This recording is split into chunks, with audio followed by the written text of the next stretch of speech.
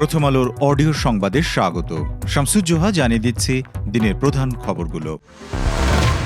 আগামী 12 ফেব্রুয়ারি ত্রয়োদশ জাতীয় সংসদ নির্বাচন এবং গণভোটকে সামনে রেখে দেশ জুড়ে 2 পর্বে আইনশৃঙ্খলা রক্ষাকারী বাহিনী মোতায়েনের সিদ্ধান্ত নিয়েছে সরকার। এক্ষেত্রে ভোটকেন্দ্র ভিত্তিক নিরাপত্তা থেকে শুরু করে মোবাইল ও স্ট্রাইকিং ফোর্স পরিচালনা সবকিছুর সমন্বয় থাকবে রিটার্নিং কর্মকর্তার অধীন। স্বরাষ্ট্র মন্ত্রণালয় মঙ্গলবার এ সংক্রান্ত একটি পরিপত্র জারি করেছে, তবে পরিপত্রটি বুধবার প্রকাশ করেছে স্বরাষ্ট্র মন্ত্রণালয়। পরিপত্রে বলা হয়, ত্রয়োদশ জাতীয় সংসদ নির্বাচন অবাধ, সুষ্ঠু, শান্তিপূর্ণ ও নিরপেক্ষভাবে অনুষ্ঠানের লক্ষ্যে শান্তিশৃঙ্খলা রক্ষায় police, border guard Bangladesh, BGB, Ansar ও ভিডিপি, কোস্টগার্ড নিয়োগ করা এবং স্থানীয় বেসামরিক প্রশাসনকে সহায়তা দিতে ইন-এইড টু সিভিল পাওয়ারের আওতায় সশস্ত্র বাহিনীর সদস্যদের মোতায়েনের সিদ্ধান্ত নেওয়া হয়েছে। আরও বলা হয়েছে, 2 পর্বে আইন শৃঙ্খলা রক্ষাকারী বাহিনী মোতায়েন থাকবে। প্রথম পর্বে চলমান যারা মোতায়েন রয়েছেন তারা বলবৎ থাকবেন। দ্বিতীয় পর্বে ভোট কেন্দ্রিক মোতায়েন, যেখানে আইন শৃঙ্খলা রক্ষাকারী বাহিনীর সদস্যরা 8 থেকে 14 ফেব্রুয়ারি পর্যন্ত মোট 7 দিন দায়িত্ব পালন করবেন। পরিপত্রে আরও বলা হয়, নির্বাচনী এলাকায় শান্তি শৃঙ্খলা রক্ষায় সশস্ত্র বাহিনী, BGB, coast guard, RAB, police, APBN এবং আনসার ব্যাটালিয়ন মোবাইল ও স্ট্রাইকিং ফোর্স হিসেবে কাজ করবে। বিজিবি, র্যাব, এপিবিএন ও আনসার ব্যাটালিয়ন জেলা, উপজেলা ও থানাভিত্তিক কাজ করবে। কোস্টগার্ড দায়িত্বে থাকবে উপকূলীয় এলাকায়। সব বাহিনী রিটার্নিং কর্মকর্তার কাছে রিপোর্ট করবে এবং তার নির্দেশ ও পরামর্শ অনুযায়ী দায়িত্ব পালন করবে। প্রয়োজনে মোবাইল ও স্ট্রাইকিং টিম পুনর্বিন্যাস করা যাবে। বিএনপির ভারপ্রাপ্ত চেয়ারম্যান তারেক রহমান দেশের উত্তরাঞ্চলের 9টি জেলা সফর করবেন। 11 জানুয়ারি এই সফর শুরু হবে এবং শেষ হবে 14 জানুয়ারি। চূড়ান্ত সময়সূচি অনুযায়ী তারেক রহমান 11 জানুয়ারি টাঙ্গাইল, সিরাজগঞ্জ ও বগুড়া সফর করবেন। বগুড়ায় রাত্রি যাপন করে পরের দিন রংপুর, দিনাজপুর ও ঠাকুরগাঁওয়ে যাবেন। 13 জানুয়ারি তিনি ঠাকুরগাঁও থেকে পঞ্চগড়, নীলফামারী এবং লালমনিরহাট যাবেন এবং রাত্রি যাপনের জন্য রংপুরে ফিরে আসবেন। তিনি 14 জানুয়ারি রংপুর থেকে বগুড়া হয়ে ঢাকায় ফিরবেন। এই সফরের মধ্যে রয়েছে মওলানা আব্দুল হামিদ খান ভাসানী, শহীদ আবু সাইদ, তৈয়বা মজুমদার সহ নিহত জুলাই যোদ্ধা ও দীর্ঘ গণতান্ত্রিক আন্দোলনের শহীদদের কবর জিয়ারত এবং দোয়া মাহফিল, আহত জুলাই যোদ্ধা এবং শহীদ পরিবারের সঙ্গে সৌজন্য সাক্ষাৎ। এই জেলাগুলোর জেলা প্রশাসক ও রিটার্নিং অফিসারদের উদ্দেশ্যে এক চিঠিতে বলা হয়, সফরটি মূলত ধর্মীয় ও সামাজিক অনুষ্ঠানের অংশ হিসেবে আয়োজন করা হয়েছে।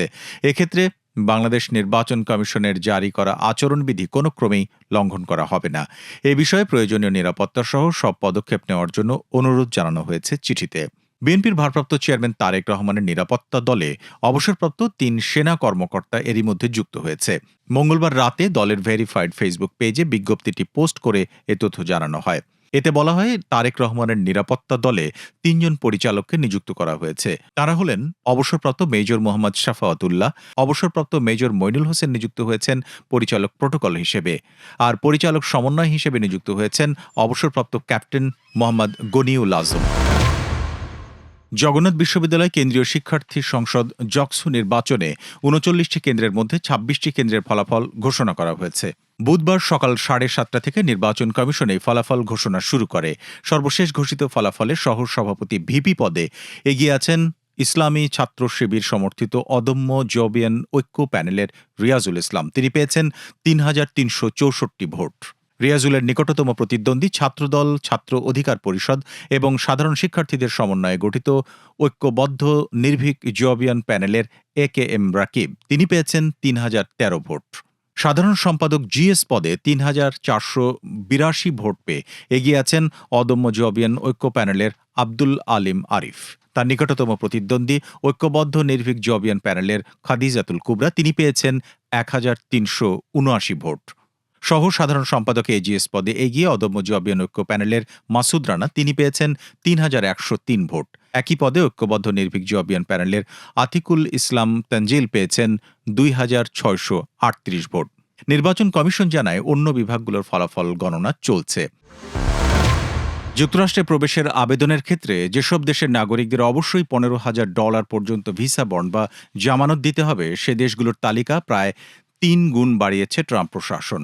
মার্কিন পররাষ্ট্র দপ্তরের ভ্রমণ বিষয়ক ওয়েবসাইটে 7 জানুয়ারি মঙ্গলবার এই তথ্য জানানো হয়। গত বছরের আগস্টে প্রথমে ভিসা বন্ডের শর্তযুক্ত দেশের তালিকায় 6টি দেশের নাম যুক্ত করে যুক্তরাষ্ট্র। পরে তারা আরও 7টি দেশকে এই তালিকায় যুক্ত করে। এক সপ্তাহ পার হওয়ার আগেই মঙ্গলবার বাংলাদেশ সহ আরও 25টি দেশের নাম যোগ করল যুক্তরাষ্ট্র। মার্কিন পররাষ্ট্র দপ্তরের ওয়েবসাইটের বরাদ্দে যুক্তরাজ্যের সংবাদ মাধ্যম ইন্ডিপেন্ডেন্টের খবরে বলা হয়, বন্ডের সর্বোচ্চ পরিমাণ হবে $15,000। বাংলাদেশি মুদ্রায় তা প্রায় 18,35,000 টাকা। মার্কিন পররাষ্ট্র দপ্তরের ওয়েবসাইটে প্রকাশিত তথ্য অনুযায়ী নতুন করে যুক্ত হওয়া দেশগুলোর জন্য এই বন্ডের শর্ত 21 জানুয়ারি থেকে কার্যকর হবে। এই সিদ্ধান্তের ফলে মোট 38টি দেশ তালিকায় অন্তর্ভুক্ত হল।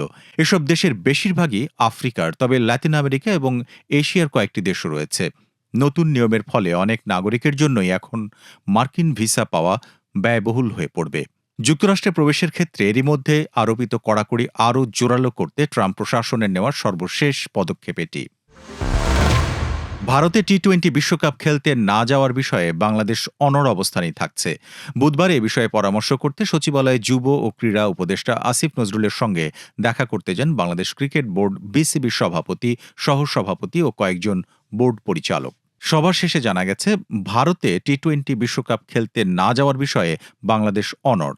আগামী 2-1 দিনের মধ্যে আইসিসিকে এ বিষয়ে চিঠি দেওয়া হবে। এই ছিল এখনকার মতো। প্রথম আলোর অডিও সংবাদ শুনুন আমাদের ইউটিউব চ্যানেল, ফেসবুক পেজ এবং prothomalo.com-এ।